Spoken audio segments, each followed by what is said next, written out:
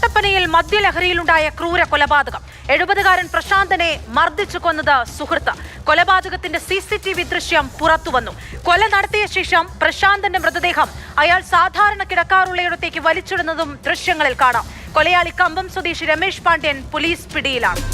ഭയപ്പെടുത്തുന്ന കൊലപാതക ദൃശ്യമാണിത്. സുഹൃത്തുക്കളായ കൊല്ലം സ്വദേശി പ്രശാന്തനും തമിഴ്നാട് കമ്പം സ്വദേശി രമേശ് പാണ്ഡ്യനും ആക്രിസാധനങ്ങൾ പെറുക്കിവിറ്റ് ജീവിക്കുന്നവരായിരുന്നു. പതിവ് പോലെ ഞായറാഴ്ച രാത്രിയും ഇരുവരും ചേർന്ന് മദ്യപിച്ചു. പിന്നാലെ ചെറിയ തർക്കമുണ്ടായി. പ്രകോപിതനായ രമേശ് പാണ്ഡ്യൻ പ്രശാന്തനെ അടിച്ചും ചവിട്ടിയും കൊന്നുകളഞ്ഞു. മരണമുറപ്പിച്ച ശേഷം മൃതദേഹം വലിച്ചു മാറ്റിയിടാനും ശ്രമിച്ചു. ഇതെല്ലാം CCTVയിൽ കൃത്യമായി പതിഞ്ഞു. തിങ്കളാഴ്ച ഉച്ചയോടെയാണ് കട്ടപ്പന ഇടശ്ശേരി ജംഗ്ഷന് സമീപത്തെ ആക്രിക്കടയുടെ മുൻവശത്ത് പ്രശാന്തന്റെ മൃതദേഹം കണ്ടെത്തുന്നത്. ഉടൻ തന്നെ സമീപത്തെ കച്ചവടക്കാർ പോലീസിൽ വിവരമറിയിച്ചു. CCTV ദൃശ്യങ്ങൾ കൂടി പരിശോധിച്ചതോടെ കൊലപാതകമാണ് നടന്നതെന്ന് വ്യക്തത വന്നു.